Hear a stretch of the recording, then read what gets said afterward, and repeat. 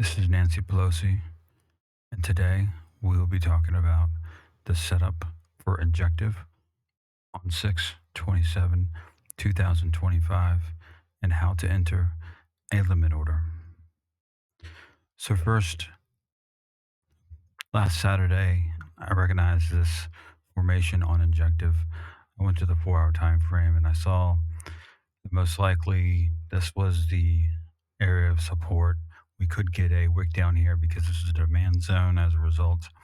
This was a high probability bounce region right here. And so I put an alert here to let me know that when it does come, I need to look for a long if I get rejection. As a result, the alert came today and I watched it. And then I notified the group that it is time to enter a long. So this is called a limit order.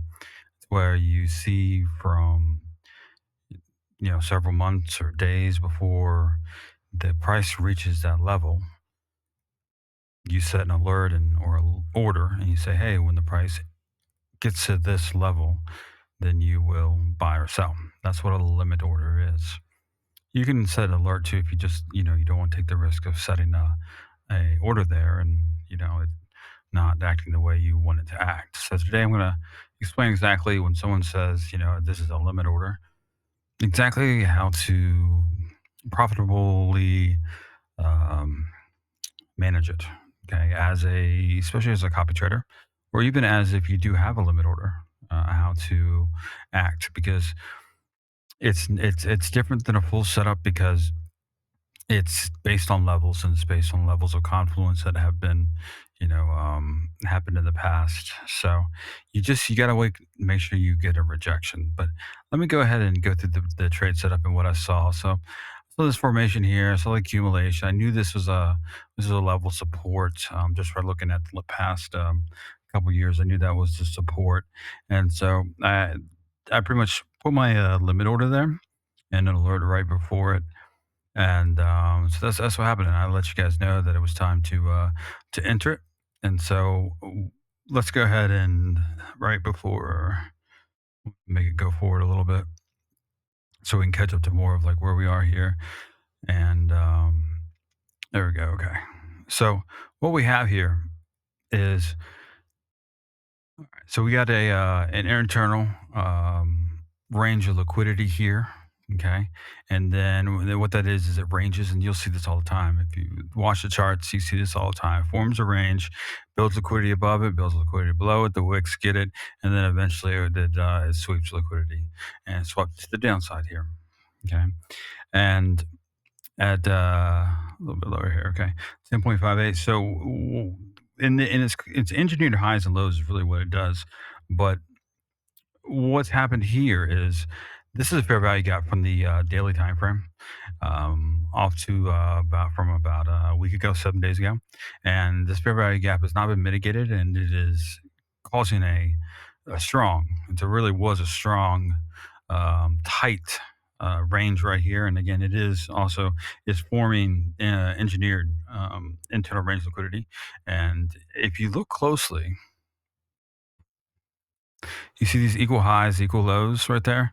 And what that is breakout traders saw that that breakout traders saw. Okay, I have equal highs and equal highs here. As a result, I'm going to put an order limit right here, an order limit. And what that is a buy order. Is what they set is a buy order, and so they're expecting when price comes out of this range because there's two equal highs here. They felt like there was a lot of liquidity here or resistance. And so they put a limit order here to buy as soon as it crosses out of this range. And this is where breakout traders consistently fail and consistently do not produce anything profitable long term. So um, this is where people that trade liquidity prevail every day. So, in addition, what this range is doing, so it's building liquidity above, it's building the stop. This is the stop losses below. This is the buy side, sell side stops. and it simply took out the sell side stops, and then I went up here and took out the belt buy sell stops, and also triggered the buy alerts for the breakout traders. So the breakout traders were like, "Yes, let's go." Thought it was going long. Well, of course, smart money had different plans for it. As a result, you could tell this was not. You can tell this was engineered. You can tell this was not natural. It was not natural retailers at all. Okay, because if you look at this, you tell this is internal range of liquidity. Okay, this is the whole setup for this whole move that we just took. This was the whole setup. You have to see this to enter here. You have to see this and see this and see that these are liquidities building below here, and there's stuff back there on the daily time frame. You have to see before you even start talking about a limit order down here. So I'm kind of telling you guys like the amount of stuff you got to do to get to predicting it's going to come down here and actually bounce from here days ahead of time. So we got a again internal ranges of liquidity forming, and the equal highs up here forming liquidity. It's pretty much it was ripe for a sweep up here and down below, and that's why it swept below. Got the energy, got the momentum, and the smart money was really building the narrative here, and it was beating the breakout traders. And that's exactly what it did. This was inducement, and the inducement does not. If it was an actual displacement, it wouldn't do that. So this move right there, it was obvious trick to you, trick all those breakout traders. So rightfully so. So this is where the price went barely above the range, and but notice the lack of follow through. See this red candle, see this other red candle. Let me zoom in a little bit. You can see that's not follow through. Follow through is what you want, or else it's engineered liquidity, and you're in trouble because it's going to reverse on you and if you're on a long. Now that's a liquidity run, and price taps into the buy stops and then immediately ejects, and that is a red flag. It's a false breakout. It's designed for engineered liquidity. So then you see a clean displacement to the downside, and that bearish leg breaks market structure. It breaks the market structure, which changes means smart money is changing its bias. Essentially, it's changing its direction. It confirms the premium was used as the facilitator to short the entries, and this is a fade of the premium prices if you think about it, because we're shifting from distribution into the sell side liquidity run, and that's what we're doing. We're doing a sell side liquidity run, and this had to happen for this setup to happen because we needed to take out the liquidity on the sell side, the external liquidity, to have a decent move here. Now, watch this. Price sweeps the prior swing low, off to the left in the daily time frame. About 3.5 weeks ago, it swept that around 10.47. This is the purge of a stop run. That's exactly what this is. This is a purge of a stop run. This is a signature of the smart money. And we've just taken out internal sell side liquidity, which is resting under here. Now this creates the condition for a reversal, and that's exactly what this is. And right here, you see this is the key. One aggressive bullish candle reclaims the entire move. That's the smart money reversal signature. Look, we swept the liquidity right here. We flipped the order. We flipped liquidity here. We flipped the order flow. Okay, this isn't retail doing this. This is millions of dollars of leverage kind of move. This candle is the signature of institutional buying, smart money. It's a sudden repricing of risk, essentially, is what you could call it by them. Now, so what's left behind here? So what's left behind here is a clean 5 minute fair value gap. That's our imbalance. So the inefficiency left by the displacement. This displacement, if you go down to the 1 minute, which this is right now, the volume is so low on Injective. If you go down to the 5 minute, it's going to be like not so clear, but it did leave obvious inefficiencies here. So we can go ahead and mark the inefficiencies here, and this will be that'd be a good entry right there. So you can so that's how you do it, like a limit order. So you let it once you see this box. Like if I ever had this box and I say it's a limit order, okay, you wait for the price to come into it, and then you have to let it exit. Okay. If you want to be super conservative, ultra conservative, you can wait for it to exit and then form a fair value gap on the 1 minute time frame and then enter. Okay. But honestly, once it comes into the box and it falls and it bounces off and it exits the box, this box I originally have for the order, I would just go ahead and enter it. It's not a big deal. You don't have to wait for a fair value gap if it perfectly respects that box. Okay, so just have faith in my levels. But yeah, so price comes back to rebalance, and that's exactly what happens. So we have this inefficiency here, and that's of course a very common place to enter. But this confirms this big displacement candle. Let me go back to the 5 minute time frame. It pretty much it confirms the bias, the intentional move of smart money. So um, that's really really important to see that displacement there. So, and as you can tell, they're running a program. Notice we don't notice that. So there's an order block. I won't go there, but there's an order block on the daily time frame. So there's an order block, and if you go back and you look at the order block there, you'll see that we don't fully retrace into the order block. We're holding above the midpoint of the fair value gap, and this was a fair value gap here. In addition, there's a fair value gap that was formed back there, and the fair value gap is was right here between these, and that was the range. That's why there is a range, because there's a fair value gap. And you see, that's a sign of strength. So pretty much, if the price doesn't come down to the order, so the order block is right here. The order block on the 4 hour time frame was right there. Okay, order block here. This is the bounce range. Now, if you see it doesn't go all the way down to the bottom of the order block, that's great. You don't need to know this stuff, but this is just extra confluence for me. That's going to be a great move.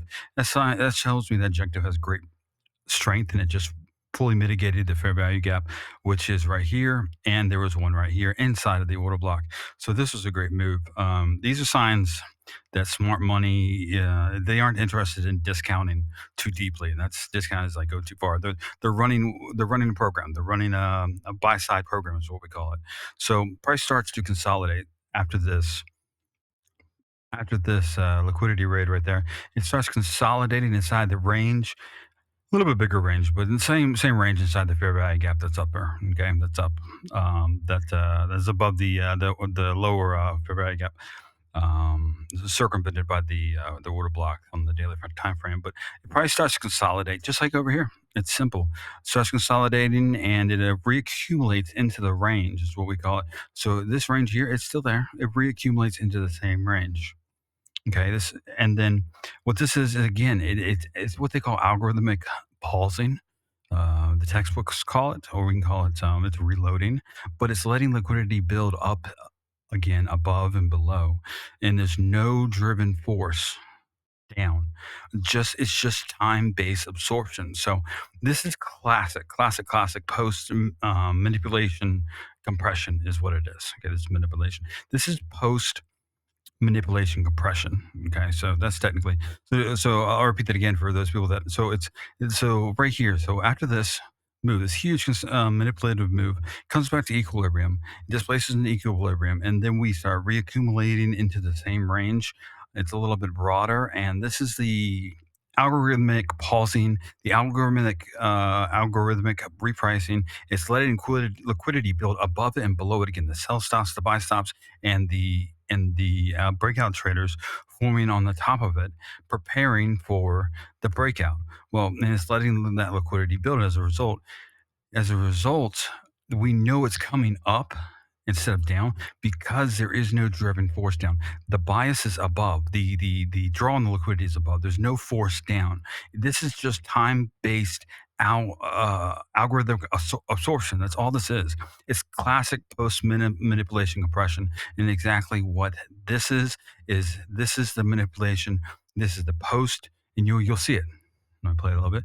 You'll see the compression going on here. Okay, where the it's actually sitting there and it's getting smaller, just like over here, smaller and smaller. So that is just classic there, and it's just preparing to move. So that's where the setup is moving forward. Um, which is really interesting. Okay, so but I went ahead and placed my limit order there. You guys know it needs to come out before you enter in it, and yeah, make sure you set your stop loss. The target number one is the previous buy side liquidity resting around 10.8 8.4, and those equal highs. So that's a key spot, and that's his next target. It could play around here. It could, and these things can always come back to entry. This is a very common, that's a very common thing to do, is for price to come back to entry in these situations and then bounce off. Okay, just to let you know, and you may get a second entry. If you miss this entry, you may get a second entry when it comes to, so you can set alert there if you're a little late to the signal. But yeah, and target number two, it's where there's an efficiency and a breaker block. So that breaker block, it's really fuel for the reprice level is really what it is. So now, here's the key: if you don't get their tracement, like I said, into our level, don't chase it. Okay, guys, just make sure you don't chase it. Let the market come to you. Okay, so if you miss it, like it's up here, you miss it, don't enter. Don't ever chase price. But if it comes back down, you can go ahead and enter, as long as it comes doesn't go past the box. Okay, you won't rejection. Now, so that's pretty much it. If the limit order doesn't get filled and you see sharp reactions within 2 to 3 candles, ideally we bounce without the violation of the fair value gap low. So that confirms the smart money is just defending the imbalance. So that's if we get absorption and it stalls out, then we just manage risk. Okay, so essentially, what that's about is if it's coming through here, comes all the way past here, that's where we have to manage risk. But it's like I said, 3 out of 10 times it does. It's not very likely. So everything's good to go. But everything is the setup checks out. The liquidity sweep, displacement for value gap creation, the time of day alignment really it's good. Low volume is going to go the way it's going to go. There's no true huge manipulation that cannot be predicted. The order flow flip, you can see it now. The order flow flip was here. Um, as well, you can see we're waiting for the fade, pretty much the fade into the retracement into the fair value gap with the precision entry that we had right at the second fair value gap outside of the point of interest. So that's why we went ahead and did a limit long, and your stop loss should be right around 10.44. Just to let you guys know, because um, the key is you don't react. The key is you don't react to the price. You look at the structure, you look at the liquidity, you look at the algorithmic delivery. And that's what I look for before it. I look for the algorithmic delivery of the price. And that tells me how smart money is wanting to trade right now. Okay. So anyway, I just want to let you guys know that's how you do it. Limit order. That's how my brain thought for this trade. And this, like I said, this looks like this is a great setup. I'd say that this is a fantastic setup. Always manage your risk. It's you can have your edge, you can have have the best setup, but you still have to manage your risk because it's a bit of a numbers game, guys. Okay, so um, I just want to explain this to you. I'll be on tomorrow to get some more trades, but let's go ahead and cook this one.